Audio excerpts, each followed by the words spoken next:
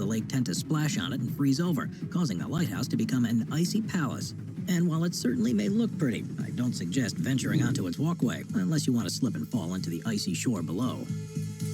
Few lighthouses are in a spot that's quite as precarious as Pritongar, located off the Westmund Islands, which themselves are about 7.5. The first lighthouse was built more than 2,000 years ago, and since then many thousands more have been constructed around the world to warn ships of shallow waters and treacherous rocks. Due to the nature of where they're positioned, things can get rather lonely and precarious for people responsible for operating the beacons, and there are countless tales of injuries, accidents, and strange happenings.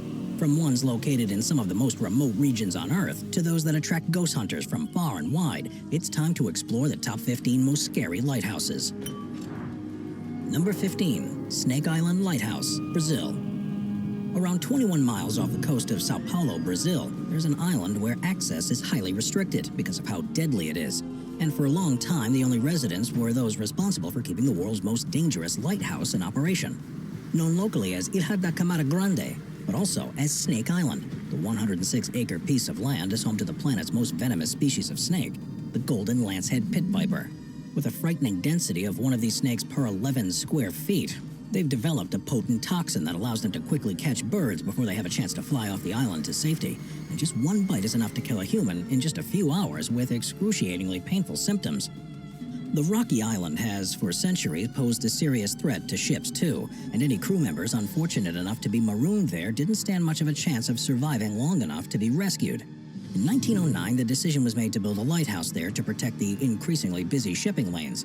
But even with added precautions, several lighthouse workers themselves fell victim to the deadly snakes. Eventually, further investment was used to automate the lighthouse, and there are no longer any permanent human residents on Snake Island, with only the occasional maintenance worker or research team allowed to cross the strict naval cordon. Number 14. Morro Island, Santander, Spain. Morro Island is an outcrop in the Bay of Biscay near to the entrance of the Bay of Santander that leads to the vibrant Spanish port city of Santander on the country's northern coast. Since the 16th century, it's been an important strategic position for naval forces, and its capture by Spanish allies in 1812 allowed their ships to fight back against the onslaught of Napoleon's army during the Peninsular War. The region is, however, prone to violent storms, so over the centuries a number of ships have fallen victim to the rocky shores of the island. A lighthouse was built there in the 1800s, and while this prevented countless ships from being wrecked, it came at significant risk for those responsible for keeping the light on. At least 3 lighthouse workers are known to have died as a result of the dangerous conditions on the island, including one who was swept out to sea during a storm in 1865, another who had medical emergency but couldn't be evacuated until long after he died, and a third who slipped as he exited the lighthouse and fell to his death. Normally, having 2 people there at any time, it was common for them to be completely isolated for months at a time because of the weather conditions, so it was fortunate for the lighthouse keepers everywhere that in 1921, the one on Morro Island was finally automated. Number 13. Point Lookout Lighthouse, Maryland. Cities are often built along rivers, which give ships the perfect route to the coastline to join up with trade networks. But the places where rivers meet the ocean are renowned for featuring shallow waters and jagged rocks that can catch out even the most experienced captains. That was exactly the problem that was being faced by vessels trying to navigate the entrance of the Potomac River in Maryland, where it meets the Chesapeake Bay. And in 1825, the federal government began plans to construct a lighthouse to warn of the dangers and to also mark the entrance to the river. Finally completed in 1830, the structure underwent a number of renovations over the following decades, including the addition of a nearby hospital to treat those injured in the Civil War. It also became the site of Camp Hoffman, a prison camp that held as many as 20,000 Confederate prisoners, 3,000 of whom died due to the appalling conditions, and it's this that's believed to have left a never-ending mark on the surrounding area. Now often referred to as the most haunted lighthouse in America, there have been countless tales of strange happenings, such as objects moving and the sounds of screams and groans echoing in the wind. It's become so synonymous with the paranormal that regular ghost hunts are conducted there, and if the stories are to be believed, no one who goes on one is ever the same again. Number 12. Petit Minot, Brest, France. The French coastline is renowned for its jagged rocks and unpredictable weather patterns that, over many centuries, and with the fact that it's a vital route for cross-European travel and trade, have been the downfall of thousands of ships. To the west of France, there's a peninsula that juts out into the ocean. It's called Brittany, and even captains familiar with the waters could easily find themselves in trouble without assistance. This became even more of an issue in the 17th century when the huge Fort du Petit Minot was built to defend the strait of the water that connects the city Brest with the Atlantic Ocean. And with more than 240 cannons, ensured that this wasn't a place that an enemy ship would want to accidentally venture into. French ships experienced their own problems, though, so in the mid-19th century the decision was made to build a lighthouse in front of the fort to help them navigate the strait. Used to show the safe route and warn of a series of submerged rocks, it became vital for shipping in the area, but also a target for those wanting to disrupt it. Legends talk of the lighthouse keeper being kidnapped or killed to prevent the light from being operated properly, in an attempt to cause losses to the French fleet without having to fire a single weapon. Luckily now, it too is automated, and while modern ships have far better navigational aids, it's still one of the places where captains rely on precise warnings to stay safe. Number 11. St. Joseph Lighthouse, Lake Michigan. The St. Joseph River runs from southern Michigan before passing through northern Indiana and reaching the southeast shore of Lake Michigan, and has for many centuries been a vitally important transport route through the region. Its terminus, where it enters the lake, is tricky to find at night or during a storm. So in the mid-19th century, the decision was made to install a series of lights to help with navigation. Eventually a pier was constructed, with 2 lighthouses on it so ships could chart a direction more easily. And in the early 20th century, they were both replaced by sturdier, more resilient designs. This may seem like overkill, but it was absolutely necessary thanks to the extreme weather conditions that can suddenly take hold there. It's not uncommon to see sea swells raise the water levels up above the pier itself, and in the right conditions, huge waves will smash up against the lighthouses. And during winter, structures can be covered in thick layer of ice. This obviously put the lighthouse keepers at great risk too, and they'd often be stranded there for days at a time before conditions settled enough for them to return to the mainland. Now they're maintained as historical monuments because ships no longer rely on them for navigation, but they remain some of the most dangerous lighthouses in the world for people that are able to actually visit. Number 10. Pensacola Lighthouse. The Pensacola Lighthouse, which provides a warning beacon at Pensacola Bay in Florida, is actually the 3rd iteration of a light in the area, with the first being a light ship called the Aurora Borealis. The presence of the ship had so significantly improved the shipping in the area that a tower was built in 1825, but because it was too low to be as visible as had been built, another one was constructed in 1858, which is the one that we see today. At 150 feet or 46 meters tall, its light can be seen across the bay and marks safe passage past a sandbar.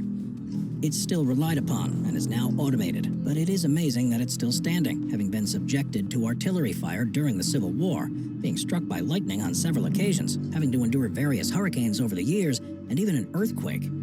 While this would be enough to classify the lighthouse as dangerous, it also became known for a series of hauntings too, possibly by the souls who have suffered in its grounds. There's apparently the specter of a slave who hid there after running away from a farm, and also the spirit of a young woman who was thought to have been murdered there.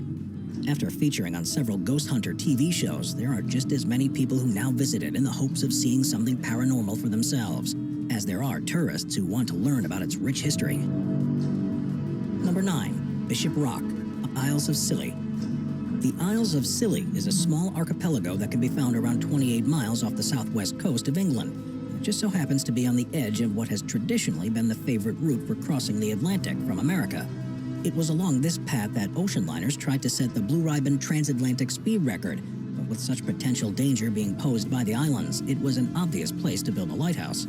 The only problem was that the islands don't actually provide much space that can be built on, and the light was constructed on one of the most westerly outcrops of the archipelago, which is known as Bishop Rock. In fact, to this day, it holds the Guinness World Record for being the world's smallest island with a structure on it. And this posed difficulties, not just for those involved in building or maintaining it, but also for those who had to live there to keep it lit. The iron lighthouse that was built in 1847 never switched on its light because it was washed away by powerful waves before it was completed, and it would be another 11 years until the one that was there today would be completed. Now featuring a helipad for easy access, people used to have to rappel from the top of the building directly into boats that were waiting below. Known as the most remote lighthouse in the world, it used to take days to get there by boat, so if the keepers had an accident, it was up to them to sort it out. Number 8. Strombolicchio Lighthouse, Stromboli, Italy. Named after the Greek god of the winds, Aeolus, the Aeolian Islands are on the archipelago that can be found to the north of Sicily, in the Tyrrhenian Sea. As you'd expect with the position near Italy, it's a region that's historically been a popular trade route, not just for the residents of the islands themselves, but to wider regions across the Mediterranean. And because the islands are volcanic with a giant active volcano called Stromboli at the center, they're particularly jagged and have a large amount of material just beneath the surface of the water. Countless ships have been known to wreck on the islands as a result, and in 1925 a lighthouse was built on an unnamed sea stack just over a mile, or almost 2 kilometers from the volcano. Positioned on top of a lighthouse keeper's cottage, the light itself is 26 feet high, but because it's on the stack, it reaches 187 feet above sea level. Both because of the risky climb for anyone to reach it and the ever-present possibility that it could be affected by an eruption from the nearby volcano, the Strombolicchio Lighthouse immediately became one of the world's most dangerous as soon as it was complete. Luckily, however, today it's fully automated and uses solar power for all of its energy requirements. Number 7. Gibraltar Point Lighthouse, Ontario, Canada. Said to be one of the oldest and most haunted buildings in Toronto, the Gibraltar Point Lighthouse was first built in 1808. It's on the Toronto Islands in Lake Ontario, and while it may have originally seemed like a relatively safe job for a lighthouse keeper, the first man to hold the role found things to be very different.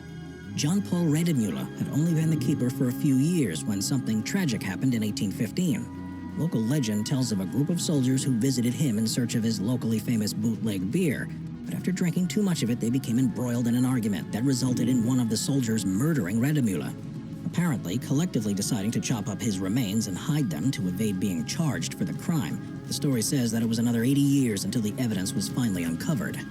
It's said that because of the gruesome way he was killed, the lighthouse keeper's spirit still walks the grounds of the islands and where the cottage once stood.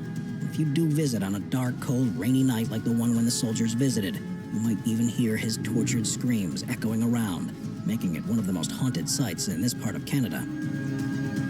Number 6. La Jumette, Brittany, France.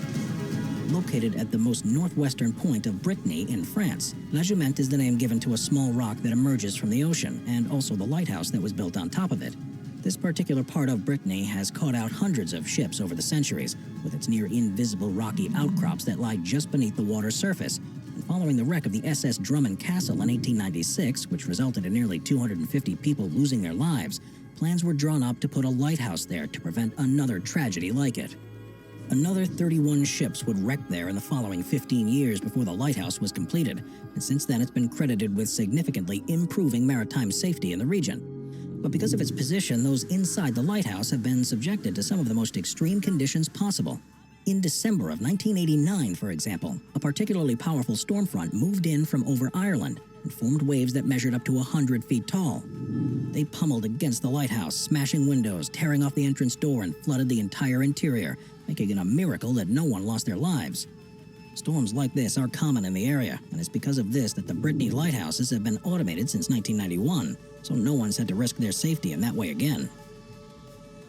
Number 5. La Corbière, Jersey. La Corbière is the name given to the southwestern point of the island of Jersey, which is one of the Channel Islands between France and the UK. With a name that means where the crows gather, it's a notoriously dangerous coastal region that's on a vital shipping route and has been responsible for hundreds of shipwrecks. There's a rock that's just off the coast of the island and is connected during low tide by a causeway, and it's there that authorities chose to build the UK's first concrete lighthouse in 1874. One of the reasons why it's such a dangerous location is because it's one of the most extreme tidal variations you'll find anywhere in the world, and even with the warnings in place, people often get caught short. The assistant keeper of the lighthouse drowned in 1946 while trying to rescue a visitor that had been trapped by the tide on the causeway, and there's now a loud alarm that activates whenever the water levels begin to rise to give people a chance to get